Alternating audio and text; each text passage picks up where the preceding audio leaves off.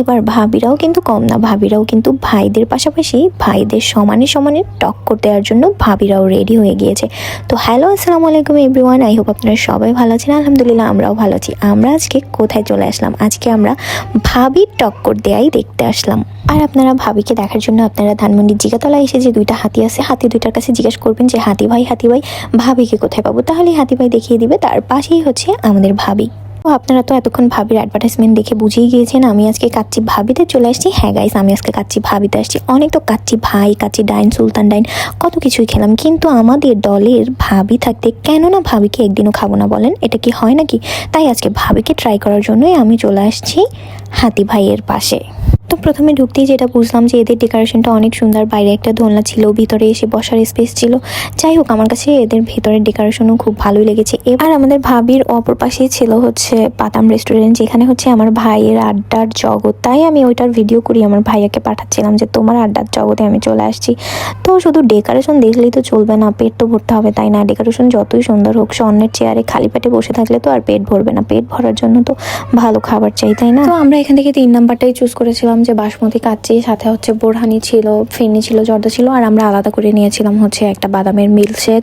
তো ভাবিকে অর্ডার দিয়ে আমি চলে গিয়েছিলাম একটু ওয়াশরুমে হাত ধোয়ার জন্য। তো এসে দেখলাম যে ভাবি এসে হাজির, আর তারা বাপ্পাটা ভাবির সাথে বসে বসে সেই গল্প করছে। এসেই এবার জামাইকে বললাম, ওয়েট, তুমি কিন্তু খবরদার ভাবির গায়ে ভুলেও হাত দিবা না, আমি ভাবিকে সার্ভ করে দিব। জামাইও আমার কথা শুনে চুপচাপ বসে রইলো, ভাবির গায়ে ভুলেও হাত দিল না, আমি তাকে ভাবিকে সার্ভ করে দিচ্ছিলাম। আর ভাবি হয়তোবা আমাকে দেখে একটু জেলাস হয়ে গিয়েছিল যে আমি এত সুন্দর স্লিম আছি কিভাবে, তাই ভাবি ইচ্ছে করে বেশি বেশি আলু নিয়ে আসছিল আমার জন্য। কিন্তু আমিও কি কম নাকি? আমি তো বলছি যে আমি আলু খাবো না, আমি বেছে বেছে আলুগুলো সব মিশুকে দিয়ে দিচ্ছিলাম। কিন্তু মিশু বললো যে না না, ভাবির আলুটা অনেক মজা, একটু খেয়ে দেখো। তাই আর কি করার, মিশুর ভাবির আলু যেহেতু অনেক মজা, তাই একটু জোর করেই দেয়াতে একটুখানি আলু নিয়ে খেয়ে দেখলাম। তো ভাই, আমাকে আবার আপনারা ফুড ব্লগার ভাইবেন না, কিংবা আমি রিভিউ দিতে নিচ্ছি সেটাও ভাইবেন না। আমি যেহেতু টুকটাক একটু ভিডিও করি, এজন্য আমি টুকটাক মোটামুটি মাঝে সাঝে এসব ভিডিও একটু দেই বাইরে গেলে। এমন না যে আমি আমার লাইফের সব কিছুই দেই, আমার যখন যেটা ভালো লাগে তখন ওইটা শেয়ার করি। সো আমি আবার ওই ফুড ব্লগারদের মতো যেটা খাবো সেটা খেয়েই বলবো না যে এত স্বাদের বিরিয়ানি আমি আর জীবনে খাই নাই, খুবই স্বাদ, খুবই স্বাদ। প্রতিটা খাবারের প্রতিটা ভিডিওতে আমি সেই রিভিউ দেওয়ার জন্য সেই একই কথা বারবার বলবো না, যেটা অনেস্টলি আমি সেটাই বলবো। সো গাইস, অনেস্টলি স্পিকিং বলতে পাশেই ছিল সুলতান ডাইন। আমি কেন যে সুলতান ডাইনে গেলাম না আমি সেটাই বুঝলাম না। আমি ভাবির কাছে আসছিলাম অনেক এক্সপেকটেশন নিয়ে, বাট আমার কাছে ভাবির বিরিয়ানি এত একটা মজা লাগেনি। আমার কাছে বোরহানিটা মোটামুটি অ্যাভারেজ লেগেছিল, আর জর্দা এমনিতেও আমি লাভার না, মিশু জর্দা লাভার, আর মিশুর কাছে বিরিয়ানিটা নাকি অনেক ভালো লাগছে।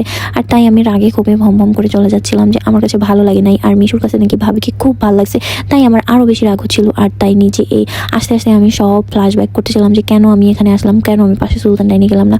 তো নিজে এসেই দেখলাম যেরকম সুন্দর সুন্দর ফুল ছিল, আর তাই দেখে মিশু আমাকে নিয়ে গেলো, আচ্ছা ঠিক আছে আসো, সরি ভাবিকে যেহেতু ভালো লাগে ভুলে বলে ফেলছি, তো এবার আমি তোমাকে ফুল কিনে দেই, ভাবিকে ভালো লাগে না, তোমাকে ভালো লাগে, তো চলো এবার ফুল কিনি। তো ফুল দিয়ে আমাকে কনভেন্স করে আমরা চলে যাচ্ছিলাম। তো সবসময় তো অন্যান্য বিরিয়ানি ট্রাই করা হয়, তো এবার ভাবিকে ট্রাই করে নতুন একটা এক্সপিরিয়েন্স হলো। নতুন নতুন এক্সপিরিয়েন্স নেওয়াও ভালো, তাই না? আর আমি একদমই বলবো না যে ভাবির টেস্ট একদমই খারাপ, ভাবির টেস্ট ভালো, অ্যাভারেজ। আবার হচ্ছে অনেকের কাছে অনেক ভালোও লাগতে পারে, এটা যার যার ইচ্ছা। তো কেউ আবার আমার কথা শুনে ভাবির কাছে যাওয়া অফ করে দিয়ে না। অবশ্যই আপনাদের ভাবির কাছে যাইতে মন চাইলে ভাবির কাছে যাবেন, ভাবিকে খাবেন। তো সবাই ভালো থাকবেন, সুস্থ থাকবেন, আল্লাহ হাফেজ। আপনারা চাইলে আমাকে বলতে পারেন পরের ভিডিও কিসের উপরে, যেন আমি চেষ্টা করবো সেই ভিডিও নিয়ে আসার জন্য।